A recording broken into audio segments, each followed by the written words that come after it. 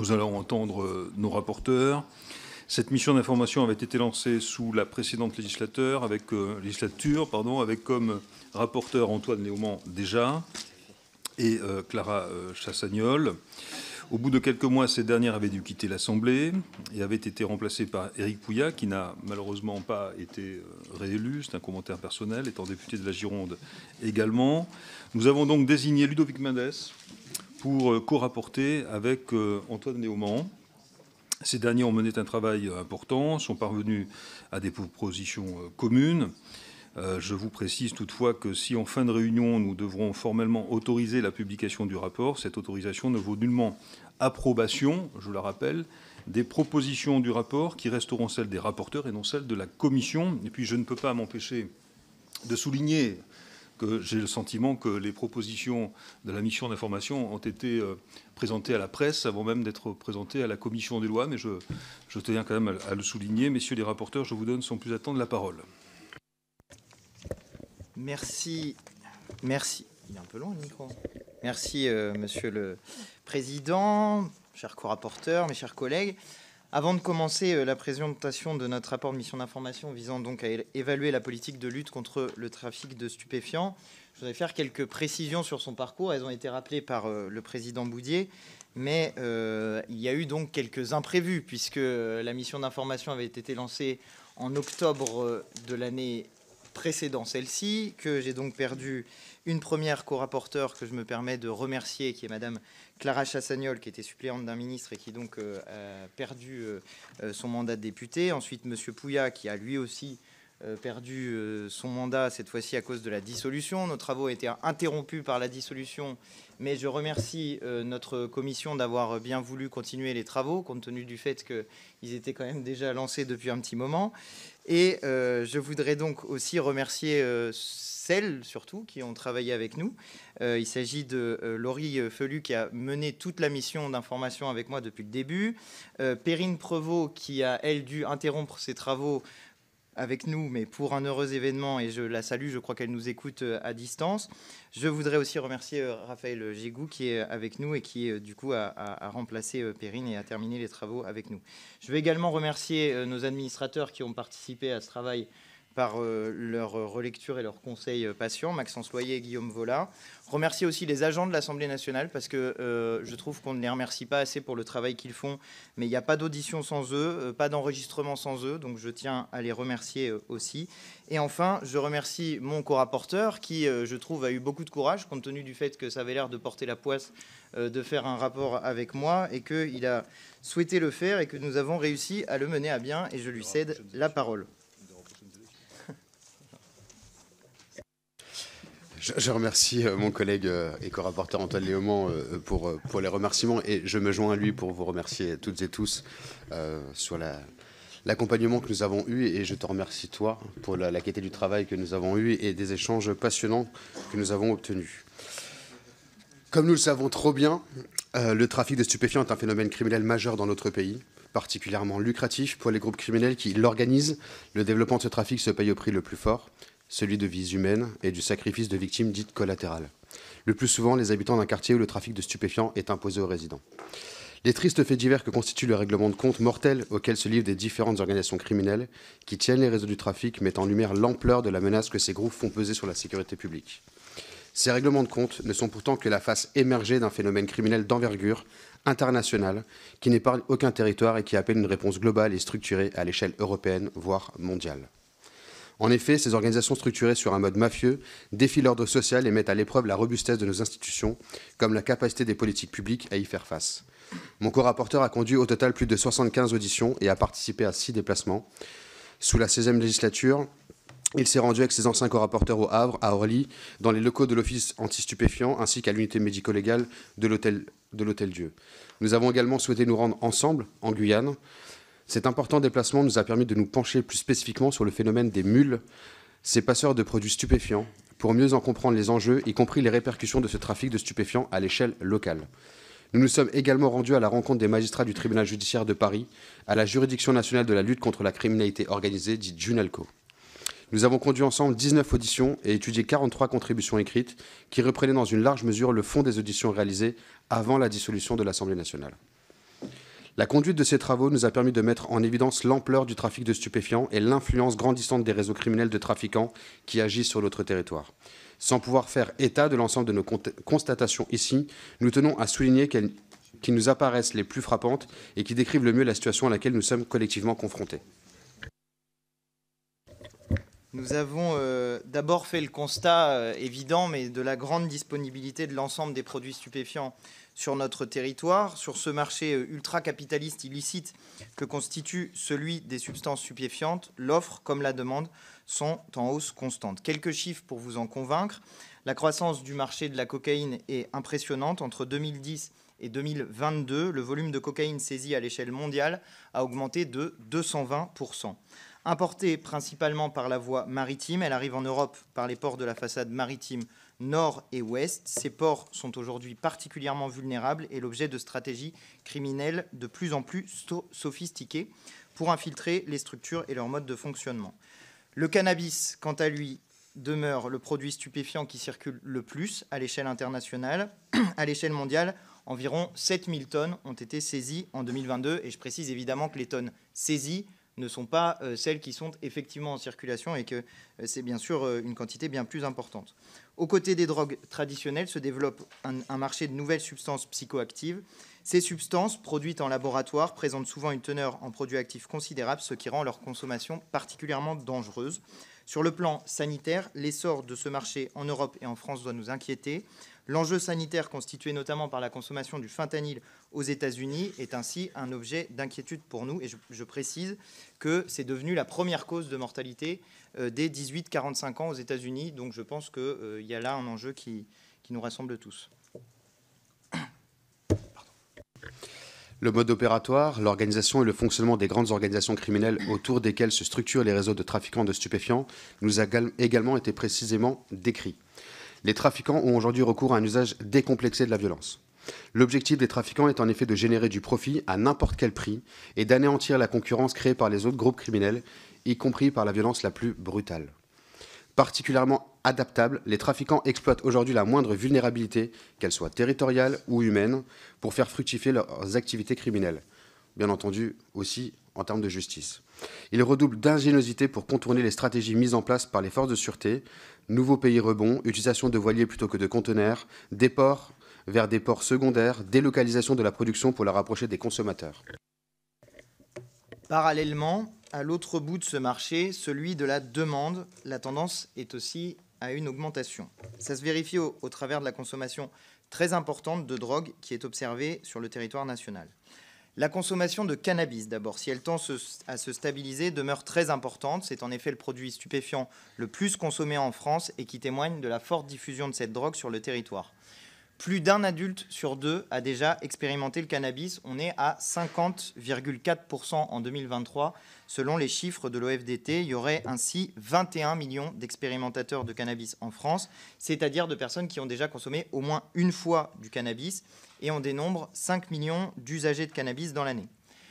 La consommation de cocaïne en France est quant à elle en expansion inquiétante puisque la progression du nombre de consommateurs est exponentielle. 3,7 millions de personnes ont déjà expérimenté la cocaïne, dont 1,1 million d'utilisateurs dans l'année. C'est donc que 10% des adultes ont déjà consommé de la cocaïne.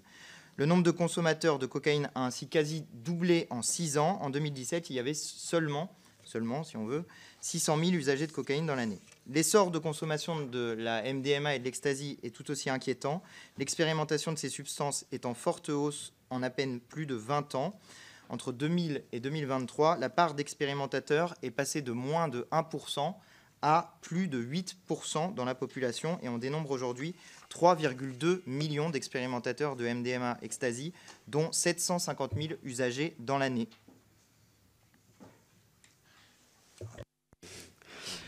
Faisons une pause à ce stade pour résumer le sombre tableau qui dessine déjà l'ampleur du trafic de stupéfiants dans notre pays.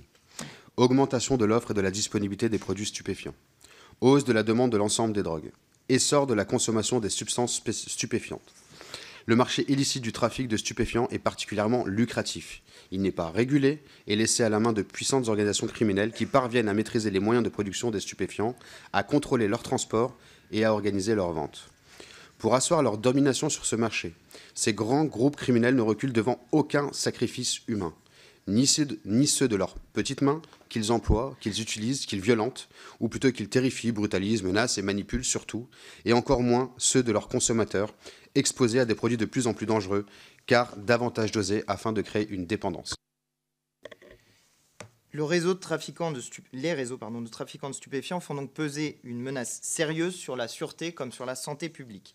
Mais il ne s'agit que de la phase visible de leur action. Plus souterraine, mais pourtant tout aussi dangereuse, la montée en puissance de leur influence est particulièrement préoccupante et met en péril la stabilité de nos institutions. Profitant de capacités financières conséquentes et en pleine expansion, et ayant recours à la violence la plus extrême, au chantage, à la manipulation, les trafiquants usent de tous les stratagèmes pour asseoir leur domination et accroître leurs revenus dans une logique capitaliste débridée.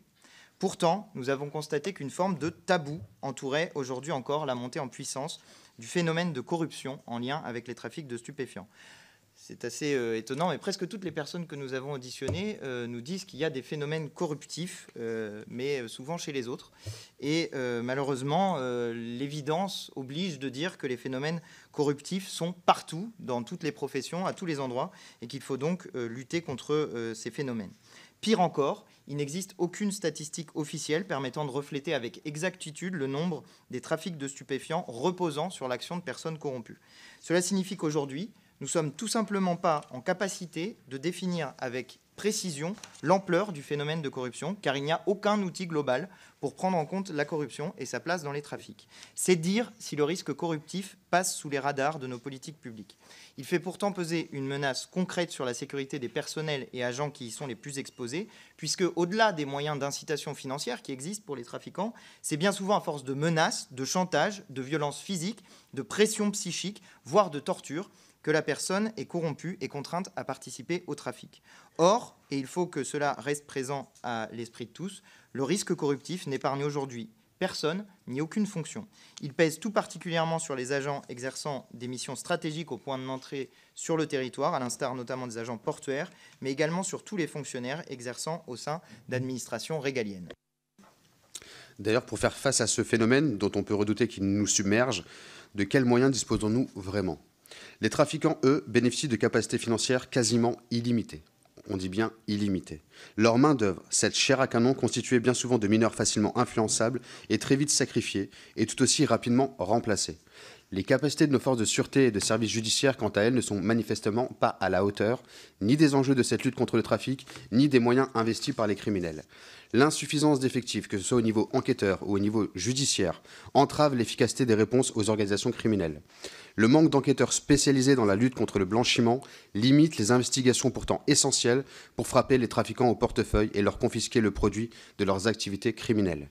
Malgré la spécialisation judiciaire débutée en 2004 avec la création des juridictions interrégionales dites JIRS et parachevée en 2020 avec la création d'une juridiction à compétence nationale dite JUNALCO, qui traite le haut du spectre de la criminalité organisée, les magistrats ne disposent pas des moyens techniques et d'une équipe suffisamment renforcée pour instruire les dossiers dans des conditions et des délais satisfaisants. La création d'un parquet national anticriminalité organisée n'est qu'une solution en trempe-l'œil. Plutôt qu'une strate supplémentaire, il faut des effectifs. Devant ce déséquilibre manifeste entre les moyens des grandes organisations criminelles et ceux mis en œuvre à l'échelle étatique pour lutter contre leur expansion, la tentation est celle de mettre en œuvre des méthodes exceptionnelles adaptées à la guerre menée contre le narcotrafic. Pour traiter le développement du trafic de stupéfiants, c'est bien souvent cette logique qui l'emporte, ouvrant la voie à toutes les hostilités juridiques, la guerre contre le trafic, la menace que ce phénomène criminel caractérise, pousse à armer le pays en le dotant d'un arsenal juridique démultiplié à la hauteur de cet affrontement et qui menace à son tour l'état de droit. La lutte contre le trafic de stupéfiants est aujourd'hui dirigée contre tous, indifféremment du degré d'implication de chacun. Sont ainsi visés le haut du spectre criminel, mais aussi les petites mains du trafic et enfin les consommateurs. Tous sont aujourd'hui considérés comme des criminels ou des complices du trafic. Et un clip récent du ministère de l'Intérieur montre d'ailleurs à quel point cette logique est à l'œuvre dans notre pays. Il est plus que temps de changer de méthode. Que ce soit à l'échelle internationale, européenne ou nationale, la réponse à la circulation toujours plus importante des produits stupéfiants est donc essentiellement répressive. Or, le constat de la mission d'information est sans appel. Cette approche répressive ne produit pas les résultats attendus preuve des chiffres que nous avons annoncés en début de cette allocution. Elle n'a contribué ni à endiguer la demande, ni à faire baisser le trafic de stupéfiants qui ne cesse de s'accentuer. Les règlements de compte, de plus en plus visibles et médiatisés, font la fierté des clans mafieux qui les commanditent. La consommation de produits stupéfiants illicites, elle, ne recule pas. Et les risques sanitaires que le développement de l'usage de drogues toujours plus dangereuses font peser sur la population sont trop souvent occultés par la bataille menée contre les trafiquants. La répression du consommateur a également occulté des politiques publiques l'enjeu de la prévention, par la sensibilisation de la population sur les dangers sanitaires de ces substances et les problématiques liées au développement des conduites addictives. Les politiques de réduction des risques et de prévention de la consommation sont désinvesties au profit de la stigmatisation du consommateur. Il existe pourtant des politiques de prévention efficaces et qui ont fait leurs preuves en permettant d'orienter les usagers de produits stupéfiants vers des structures de soins et de prendre en charge leur addiction. Il nous faut une réponse médico-sociale. Investir dans ces politiques de prévention est déterminant pour réduire la demande de produits stupéfiants sur le territoire et ainsi lutter contre le trafic de ces substances. Plus encore, et c'est sans doute la conclusion la plus ambitieuse à laquelle nous sommes parvenus, il nous est apparu urgent de changer de paradigme en matière de lutte contre le trafic de stupéfiants.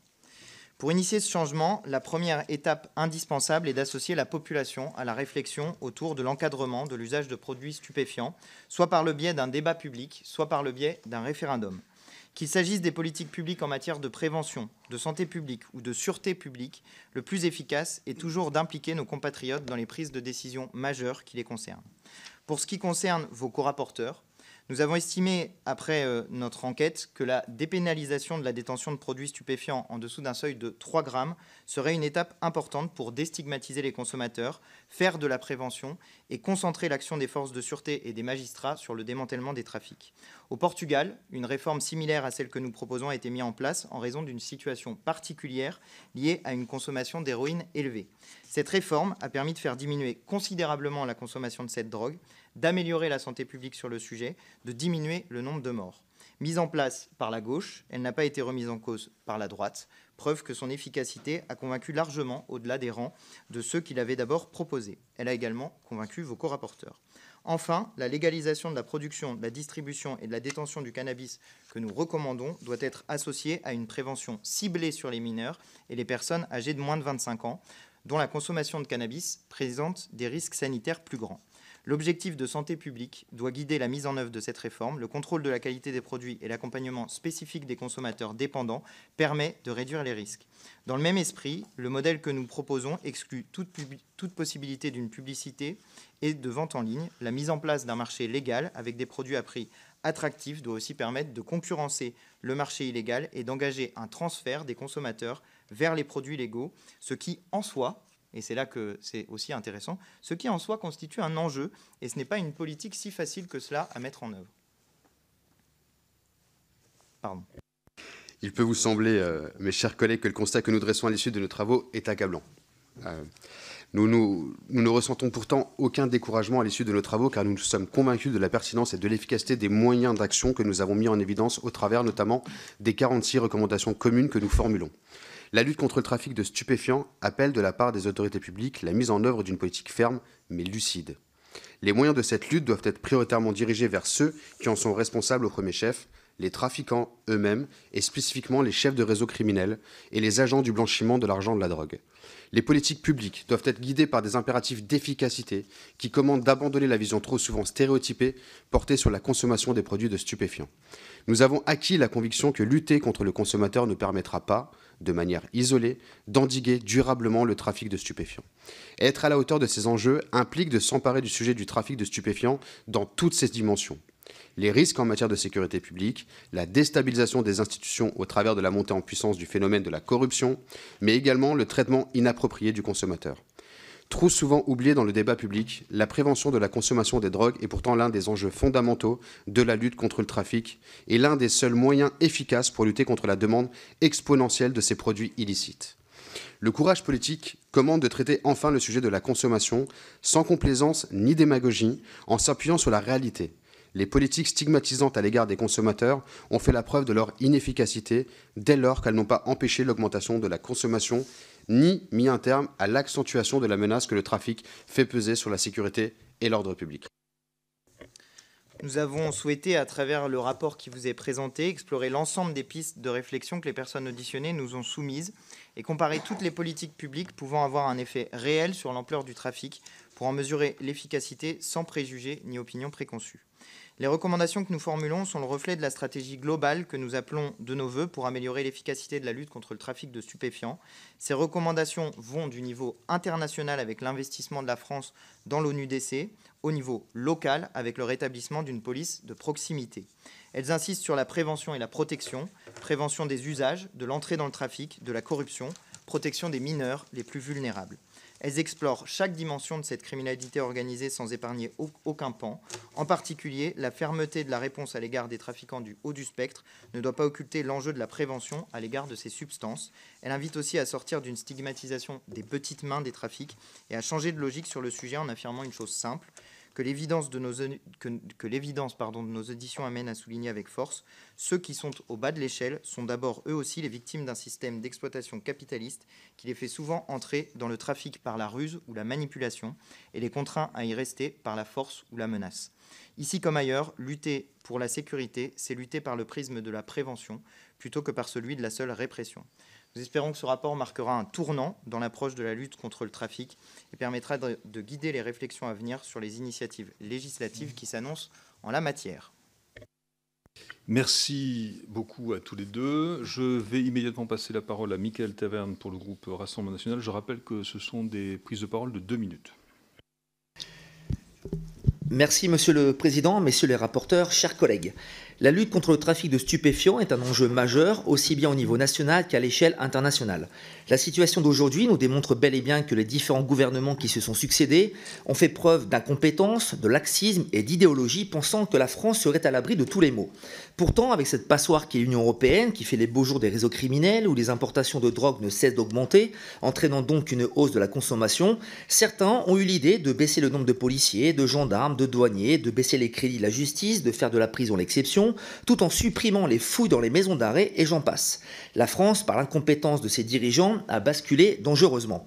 Votre rapport reprend quelques mesures de bon sens défendues depuis des années par le Rassemblement national et Marine Le Pen, il vaut mieux tard que jamais. Par exemple, la généralisation des scanners dans les ports, les scanners corporels pour la détection des mules, ou encore l'évolution du cadre juridique dans les opérations d'arraisonnage des navires étrangers suspects. Par contre, à aucun moment vous n'évoquez la technique du dédouanement utilisée par les organisations criminelles et notamment un projet de dédouanement centralisé européen. Avez-vous donc des précisions à nous apporter ? Cependant, sans complexe, vous abordez la dépénalisation de certaines substances, notamment la cocaïne, on croit rêver, et la légalisation du cannabis avec la même possibilité d'en cultiver chez soi. Bon, entre deux rapporteurs, l'un insoumis, l'autre macroniste de gauche, qui est pour la légalisation du cannabis, qui est contre les peines planchées et qui refuse l'expulsion des délinquants étrangers, j'avoue ne pas être surpris. Mais pire, vous vous couchez face aux criminels qui s'adapteront, qui continueront de prospérer et qui se diversifieront. Penser que la légalisation et la dépénalisation feraient reculer le trafic est une utopie, comme l'indiquent des policiers de police judiciaire. Dans les pays qui ont légalisé, par exemple l'Uruguay et certains États américains, on constate deux choses. La hausse de leur consommation chez les jeunes et le marché illicite qui n'a pas diminué. Les Français n'ont donc rien à attendre de vous, à part une énième soumission, moins de prison et plus de drogue, quel rêve. Avec Marine Le Pen, nous aurons le courage de faire ce que nous disons dans l'intérêt de la France et des Français. La légalisation et la dépénalisation des drogues ne feront qu'accentuer le problème, alors vraiment, non merci. Merci. Roland Lescure pour le groupe EPR. Oui, très rapidement. Merci, Monsieur le Président, et merci aux deux rapporteurs d'avoir fait un travail extrêmement complet. Je ne suis pas en accord avec toutes les préconisations, loin de là, mais je trouve que le travail est bien fait et suit en cela une mission d'information à plusieurs commissions qui avaient été lancées dans le mandat 2017-2022, qui avait déjà, notamment avec Éric Pouliat, vous l'avez mentionné, Monsieur le Président, mais aussi Jean-Baptiste Moreau, qui lui aussi, ou lui non plus, n'est plus parmi nous, avait fait un travail, je pense, exceptionnel, couvrant l'ensemble des défis de la gestion de ce défi majeur qui, au fond, nous concerne tous et toutes. Je pense que personne autour de cette table ou dans cette salle n'est pour, évidemment, la consommation à outrance de toutes les drogues, quelles qu'elles soient. Mais étant moi-même élu d'une circonscription dans laquelle, aux États-Unis, 38 États ont légalisé le cannabis d'une manière ou d'une autre, soit récréatif, soit thérapeutique, et le Canada qui, lui, a légalisé, mais avec des approches différentes suivant les provinces, je pense que je bénéficie d'un laboratoire d'expérience assez intéressant. La légalisation s'est traduite, ça a été dit d'ailleurs par notre collègue, dans certains États américains, au fond par un échec, avec une banalisation de la consommation du cannabis récréatif et une consommation qui, loin de régresser, a même monté, et avec par ailleurs des impacts parfois même positifs au sens bénéficiaire au crime organisé.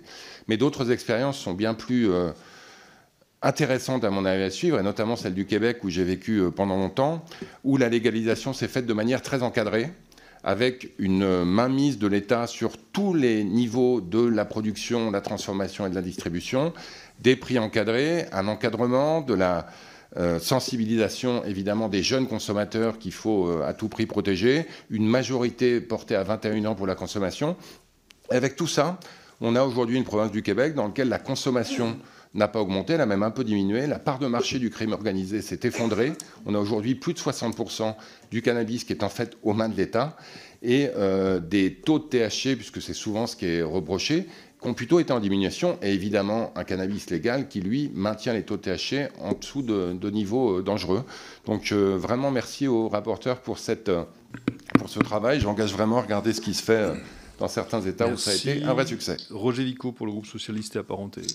Oui, merci Monsieur le Président. Je voudrais à mon tour féliciter les co-rapporteurs pour ce travail de très grande qualité qui, par certains aspects, est complémentaire du rapport de nos collègues Durin et Blanc, hein, notamment parce que le rapport Durin-Blanc n'aborde pas volontairement la question de la consommation. Et au moins, faites-vous un certain nombre de propositions autour de la consommation, du phénomène de consommation, et puis surtout autour des politiques de prévention. Alors ensuite, tout comme notre collègue Lescure, je ne partage pas toutes les mesures, notamment par exemple le fait de soumettre la question de la légalisation à un référendum, des questions aussi complexes, je ne pense pas qu'on puisse y répondre par oui ou non d'un coup d'un seul. Donc c'est une des propositions sur laquelle je suis en désaccord. Moment intéressant dans votre rapport, c'est toute la question du parquet national. On voit bien que les avis sont loin d'être tranchés finalement. Hein. Ils sont très partagés. Ce qui m'a marqué dans cette partie-là de notre travail, c'est que ceux qui se différencient sur la nécessité ou pas d'un parquet national mettent l'accent sur le fait que les affaires locales doivent être traitées localement. Or, moi, j'ai le sentiment qu'il n'y a plus d'affaires locales. Je vais vous donner un petit exemple très, très précis. Lillois, puisque je suis élu de Lille, on constate très récemment, depuis quelques mois, qu'un certain nombre de gamins, les choufs qui viennent surveiller, sont importés, prêtés pendant quelques semaines aux dealers lillois, et ils viennent de Paris, voire même d'au-delà, puisqu'on a réussi à identifier des jeunes qui venaient de Marseille. Vous voyez que les interconnexions et la manière dont ce trafic s'organise font que la dimension locale, me semble-t-il, mais je ne suis pas un spécialiste, semble de moins en moins importante. Et puis, il me reste 10 secondes. Je voudrais vérifier un chiffre qui m'a étonné, puisque vous expliquez que la production c'est page 14, hein, la production de cocaïne pure en 2022, c'est 2757 tonnes. Et vous indiquez que les saisies sont de 2056 tonnes. Ce qui veut dire que 75% de la production est saisie. J'aurais juste une vérification sur ce chiffre. 74,57 pour être précis. Alors, Éric Martineau pour le groupe Les Démocrates. Merci, Monsieur le Président. Alors, j'avoue ne pas être le spécialiste du sujet, mais c'est vrai que d'en parler, ça permet au moins d'ouvrir un débat. Moi, j'aimerais poser une question à nos rapporteurs, et je vous remercie pour le travail que vous avez fait, sur les conséquences et les dommages collatéraux quand même. Parce que légaliser, dépénaliser, c'est peut-être aussi reconnaître, admettre. Et moi, ce que j'aimerais savoir, c'est en tant que simple concitoyen, lorsque je croise quelqu'un sur la route, la personne en face, si elle me rentre dedans parce qu'elle est sous produits stupéfiants, mais donc légalisé, dépénalisé, est-ce que je suis... est-ce que la loi me protège? Est-ce que ça, je serais vraiment curieux de le savoir, et d'autant plus en tant que chef d'entreprise, puisque si ces produits sont légalisés, dépénalisés, eh bien, est-ce que ces personnes qui en utilisent, ne mettent pas aussi la vie en jeu de leurs collègues de travail. J'ai vécu des expériences dans ma vie professionnelle en ce sens où, en tant que chef d'entreprise, des accidents de travail étaient liés à de la consommation de cannabis. Et donc, si on légalise, quelle est la responsabilité du chef d'entreprise? Je vous remercie. Merci. Et enfin, Naïma Mouchou pour le groupe Horizon et Indépendants. Merci, Monsieur le Président. Messieurs les rapporteurs, j'ai pris connaissance avec beaucoup d'intérêt, beaucoup d'attention votre pré-rapport, très documenté, mais je n'en partage pas les conclusions, que je trouve d'ailleurs dangereuses. Je partage l'état des lieux objectif que vous faites de la situation du trafic de stupéfiants, c'est vrai. Les règlements de compte, la violence, la pression qui est exercée sur certains agents, c'est vrai, ce sont des réalités. La logique financière, bien sûr, très lucrative. Mais on voit bien le biais idéologique qui repose sur ce rapport en faveur de la légalisation du cannabis. Et nous y sommes opposés. Pourquoi ? Premier point, vous nous dites le tout répressif n'a pas fonctionné. Mais vous ne faites pas la démonstration rigoureuse que ça n'a pas fonctionné. La corrélation n'étant pas la causalité. Est-ce que la persistance de ce trafic est liée au fait que la répression n'est pas suffisante ou est-ce qu'elle est liée au fait qu'elle n'est pas suffisamment appliquée? Ça n'est pas la même chose. Vous avez fait du droit comparé dans ce rapport, c'est important. Je vois qu'en Suède, par exemple, où il y a une approche relativement stricte de la loi pénale sur le sujet, eh bien en Suède, il y a moins de consommation qu'en France. Premier point. Deuxième point, à l'inverse, quand vous dites que la légalisation peut être un outil de contrôle, eh bien on constate que là où le cannabis a été légalisé, prenons l'exemple du Canada et des États-Unis. Je ne suis pas d'accord avec les conclusions, ou plutôt la démonstration qui a été faite par mon collègue vice-président Roland Lescure. Au Canada et aux États-Unis, on constate que la consommation chez les jeunes a explosé, y compris chez les mineurs, en dépit des interdictions faites aux majeurs de moins de 21 ans ou de 18 ans. On constate que le marché noir persiste. On constate que les organisations criminelles se sont diversifiées et qu'elles ont désormais des filières dans des domaines, je ne sais pas s'ils sont bien plus graves, mais enfin au moins autant graves. Trafic de cocaïne, trafic d'héroïne, proxénétisme, extorsion. Ce ne sont pas des sujets anodins. Troisième point, sur l'aspect économique. Vous mettez en avant la fiscalisation et l'argent que ça rapporterait pour l'État, c'est vrai, mais vous oubliez les coûts sanitaires et sociaux exorbitants de la légalisation. On sait très bien l'impact des effets délétères de la consommation de cannabis, notamment chez les jeunes, des troubles cognitifs, des troubles psychologiques, des hospitalisations. Tout ceci coûte des milliards. Les polyconsommations, quand on consomme du cannabis, on est enclin à consommer d'autres choses. C'est désastreux. C'est désastreux en termes de messages envoyés aux familles, aux victimes de la drogue, aux enfants. Et donc, je vous demande comment est-ce que vous justifiez cette prise de risque pour le pays. Présidente, je vais tout de suite passer la parole à Pascal Borde, puis ensuite Johan Gillet. Et nous en aurons terminé. Merci, Monsieur le Président. Alors, pour ce qui me concerne, je ne féliciterai pas les rapporteurs pour ce rapport dont je partage les constats, mais je suis en totale opposition concernant la proposition faite de légaliser le cannabis, qui est vécu comme une véritable provocation par les associations de victimes d'accidents de la route dont les proches ont eu le malheur de croiser un jour quelqu'un qui était sous l'emprise de cannabis, par exemple. Vous voulez légaliser le cannabis alors que les exemples que vous avez pris ont tous démontré que la légalisation avait créé une amplification de l'offre et de fait avait généré une augmentation importante de la consommation. Dès lors, la légalisation n'a non seulement pas asséché le marché illégal, lequel s'est transformé. Nous avons donc désormais deux marchés, le légal, l'illégal, et l'illégal a également pris de l'ampleur, avec notamment la multiplication des drogues de synthèse. C'est un véritable échec. Les problèmes ont donc non seulement perduré, mais se sont amplifiés. Santé, sécurité routière, délinquance. À cet égard, une étude qui a été menée en Ontario a révélé une augmentation de 475% des visites aux urgences pour des blessures liées à des accidents de la route impliquant le cannabis depuis la légalisation du cannabis en Ontario. Une étude menée en 2023, c'est pas vieux, par des chercheurs de l'Université de Colombie-Britannique a, elle, démontré que le nombre de Canadiens qui prennent la route après avoir consommé du cannabis a doublé depuis la légalisation. Vous ne faites pas état de cela dans votre rapport. Pourtant, les victimes de ces personnes qui consomment du cannabis sont nombreuses et elles méritent notre attention. Nous avons les victimes, effectivement, d'un accident qui ont eu le malheur de croiser la route de quelqu'un qui a consommé du cannabis. Plus récemment, nous avons cette jeune collégienne morte il y a quelques jours dans un bus scolaire dont le conducteur avait consommé du cannabis et avait néanmoins fait le choix de conduire au péril de la vie des enfants dont il avait la charge. Ce sont des drames que vous voulez voir multipliés avec la légalisation du cannabis. Eh bien non, je ne suis pas d'accord. Dans votre rapport, il n'y a point de compassion pour les victimes, leurs familles. Vous ne vous intéressez qu'aux toxicomanes délinquants.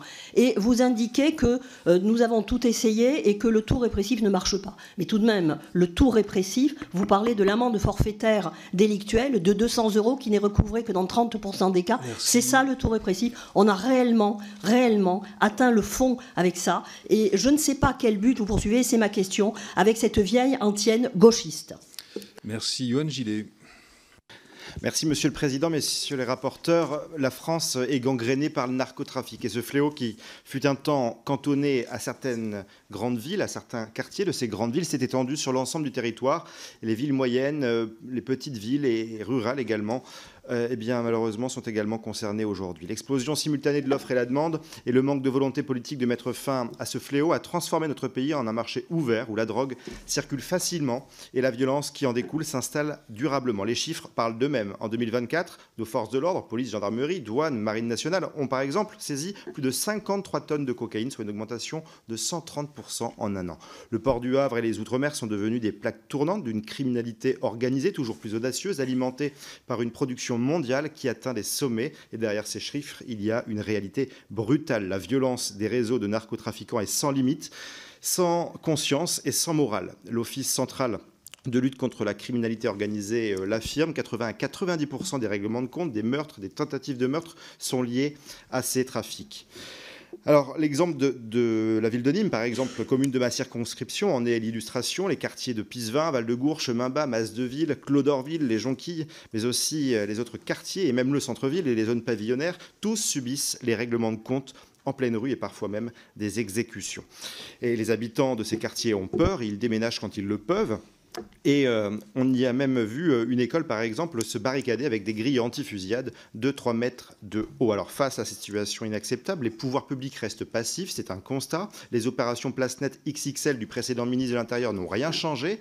Nîmes aussi a eu le droit à son coup de com' XXL, évidemment sans résultat. Alors, chers collègues, si votre rapport fait certains constats que l'on peut partager, il y a aussi de grosses anomalies dans ce rapport. Mes collègues l'ont dit, votre proposition de légaliser ou dépénaliser certaines substances est une erreur et serait particulièrement dangereuse. Quant à vos propos, monsieur Léaumont, précisant qu'il ne faut pas, je cite, stigmatiser les petites mains des trafics, ils sont à l'image de votre mouvement politique. Vous dites aussi que le tout répressif ne fonctionne pas, et j'en conclus, et qu'il faut donc changer de politique en la matière. C'est là notre différence. Le tout répressif est nécessaire, mais vous ne pouvez pas dire qu'il ne fonctionne pas, car nous ne l'avons jamais essayé.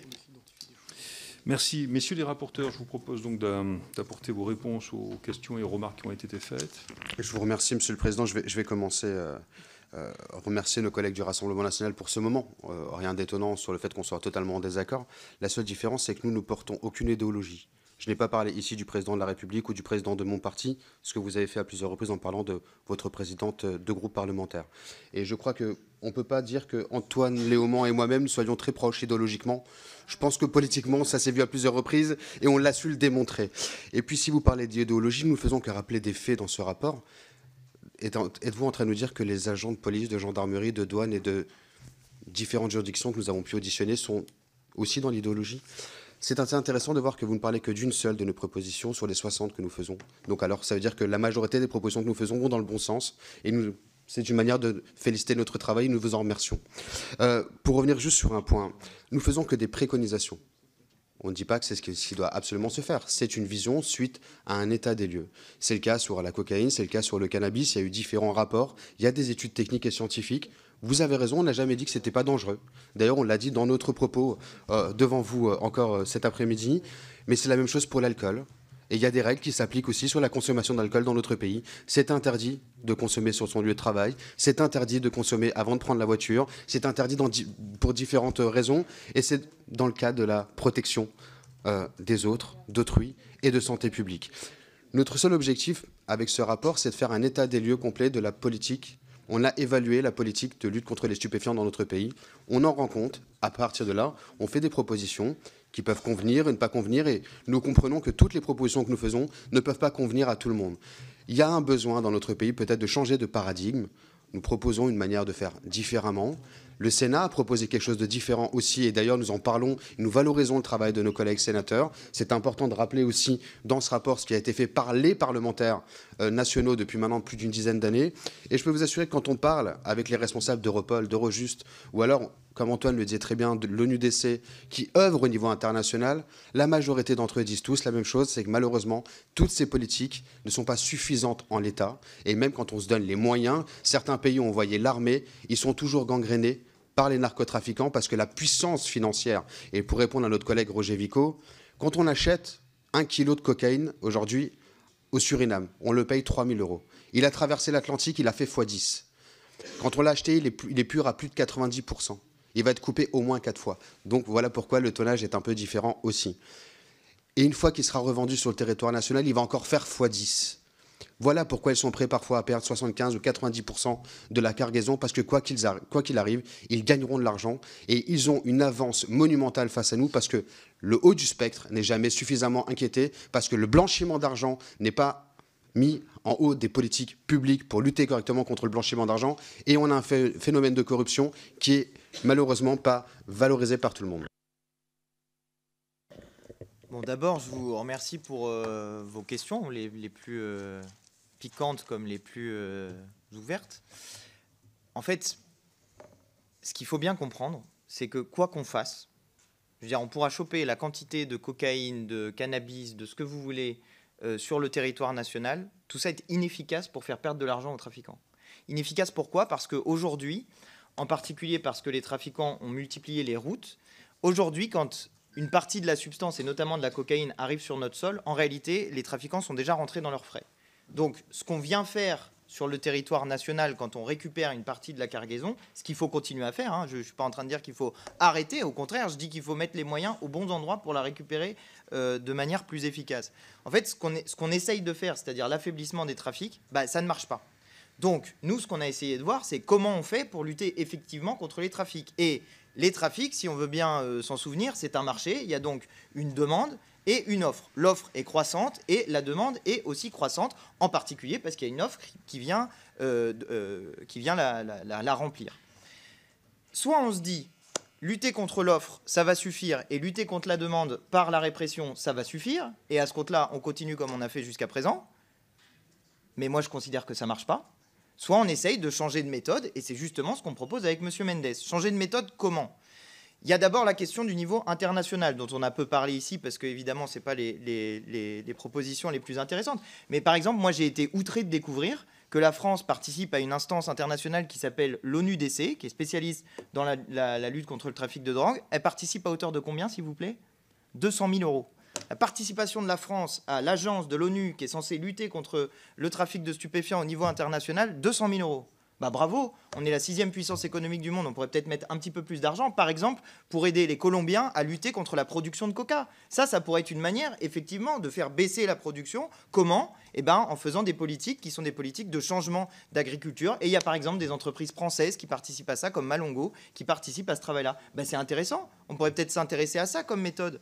Ensuite, sur le transfert, le trafic, le transbahutement de la cocaïne et de la drogue d'une manière générale à l'échelle du monde. Il y a des moyens qu'on propose, avec des moyens de contrôle renforcés dans les ports, avec des moyens de lutte contre la corruption, avec aussi des moyens de lutte contre le blanchiment pour essayer de taper au portefeuille les trafiquants. Mais si on ne prend pas en compte la question de la consommation, on n'y arrivera pas. Et si on prend en compte la question de la consommation par le biais de la répression, on a le résultat sous les yeux. Les logiques de répression sont déjà en œuvre et elles n'ont pas réussi à faire baisser la consommation. Moi, je ne suis pas en train de vous dire « youpi, vive la consommation », je suis en train de vous dire l'inverse. Moi, faire ce rapport, ça m'a fait prendre conscience du problème posé en France par les drogues d'une manière générale et en particulier par l'alcool. D'accord ? Moi, je me suis rendu compte en faisant ce rapport que l'alcool est une des drogues les plus dangereuses et alors tout le monde considère que c'est normal de boire de l'alcool, ça fait partie de la culture après tout, et puis d'abord on est des producteurs de vin, donc... mais justement, comment a-t-on réussi jusqu'à présent à faire baisser la consommation d'alcool ? par des politiques de prévention. Est-ce qu'on a interdit l'alcool? Non. Là où ça a été mis en place, l'interdiction et la prohibition de l'alcool, on a eu des résultats désastreux aux États-Unis quand ça a été mis en place. Peut-être est-il temps de s'interroger sur les méthodes qui sont mises en œuvre. Et je vais vous dire, il y a des bonnes nouvelles en fait, qui ne sont jamais mises en avant. Il y a une baisse de la consommation des drogues d'une manière générale chez les plus jeunes. D'où ça vient, la baisse de la consommation de drogue chez les plus jeunes? Précisément, en partie, de politiques de prévention, mais qui ne sont pas mises en œuvre par l'État, qui sont mises en œuvre par les influenceurs, qui disent que pour faire du sport, il vaut mieux pas être drogué et qu'il vaut mieux pas boire d'alcool. Et je trouve que c'est des bons messages de prévention. Mais justement, c'est ça, en fait, l'inversement de la logique que nous vous proposons dans ce rapport. En tout cas, on le propose comme une solution à laquelle nous, on est arrivé. Que nous disent les addictologues? Ils nous disent que la stigmatisation ne fonctionne pas. Pourquoi elle ne fonctionne pas? Parce que les gens qui sont dépendants des drogues ne vont pas aller vers des parcours de soins et ils vont donc rester dans leur consommation excessive de drogue. Et par ailleurs, il y a une question qui est posée sur ce qu'on appelle les usages simples, qui sont les gens qui vont avoir des usages de ces drogues, qui ne sont pas dépendants de ces drogues, mais qui sont des consommateurs de ces drogues-là. Et il y a là aussi des politiques de prévention à faire. Le risque majeur qui vient devant notre pays, c'est la consommation du fentanyl. Le jour où le fentanyl arrive sur le territoire de la République française de manière aussi massive qu'il est arrivé aux États-Unis d'Amérique, je préfère qu'on ait dit aux gens, attention, si jamais tu prends un rail de coke, tu risques de mourir. Je préfère qu'on leur dise ça, plutôt qu'on leur montre des doudous enflammés qui disent qu'ils vont être solidaires du trafic de stupéfiants. Ça n'est pas efficace. Les gens qui achètent des drogues sont bien au courant du fait qu'ils sont en train d'enrichir des trafics. Ça ne marche pas de faire comme ça. Peut-être qu'on peut essayer d'autres méthodes, et notamment des méthodes qui sont celles qui sont portées par les scientifiques. Donc plusieurs éléments je pense avoir répondu à un certain nombre de questions. Monsieur Martineau, du coup, Monsieur Mendes vous a répondu. En fait, il ne s'agit pas d'inciter à la consommation de drogue, c'est l'inverse. Il s'agit justement de faire des politiques de prévention. Et puis il y a des règles qui sont évidemment mises en œuvre pour essayer pour ne pas avoir d'effet de bord. Je dis une dernière chose, et je vois que le président me fait signe de me presser. Mais je dis une dernière chose pour essayer de mettre bien les choses au carré. Ça n'est pas facile de faire une légalisation réussie du cannabis. C'est pas genre on légalise le cannabis et poum, problème réglé. C'est ce qu'a très bien dit Monsieur Lescure. Il y a un modèle que moi je trouve est un modèle qui fonctionne, qui est le modèle québécois. Et je partage ce que dit Monsieur Lescure, et c'est d'ailleurs un point de désaccord qu'on a avec Monsieur Mendes. On est d'accord sur la légalisation, on n'est pas d'accord sur le modèle. Moi, je suis sur un modèle très étatiste. Pourquoi? Parce que je considère que ce qui doit prévaloir, c'est la question de la santé publique et de la sécurité publique. Et précisément, je pense qu'il est plus efficace de faire des politiques de prévention sous contrôle d'État et aussi de la vente sous contrôle d'État, parce que justement, on peut mettre en place des règles qui sont des règles assez strictes en matière de prévention et de protection des mineurs notamment, compte tenu du fait que la consommation de cannabis est particulièrement dangereuse avant l'âge de 25 ans et peut déclencher notamment un certain nombre de troubles. Et je voudrais m'inscrire en faux par rapport à ce qui a été dit par le Rassemblement national notamment. Justement, le modèle québécois, il a ceci d'intéressant, qu'il a réussi, après une petite hausse de la consommation, à provoquer in fine une baisse de la consommation, une sortie pour l'essentiel du marché noir, pas totalement, mais c'est pour ça que c'est difficile de faire une légalisation réussie. C'est parce qu'il faut réussir à être attractif sur le prix, attractif sur le taux de THC aussi. Il faut réussir à avoir une implantation qui est une implantation partout en même temps, parce que sinon vous n'y arrivez pas. Et précisément, c'est ça qui est difficile, c'est de répondre au marché pour ensuite faire des politiques qui sont des politiques de prévention. Mais je signale que nous utilisons des moyens de police et de justice qui sont considérables pour faire de la politique de répression. Et peut-être qu'on pourrait les utiliser à des manières plus efficaces en tapant le haut du spectre plutôt que les consommateurs et le bas du spectre. Je vous remercie pour cette présentation. Nous allons donc... alors, nous avons très peu de temps. Sébastien Huyck, je vous en prie.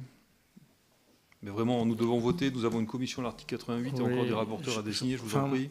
Moi, je voulais simplement dire qu'il y avait un certain nombre de propositions qui sont très intéressantes dans ce rapport, mais que vous ne pouviez pas, en tant que politique averti, ignorer qu'en faisant cette proposition de la dépénalisation du cannabis...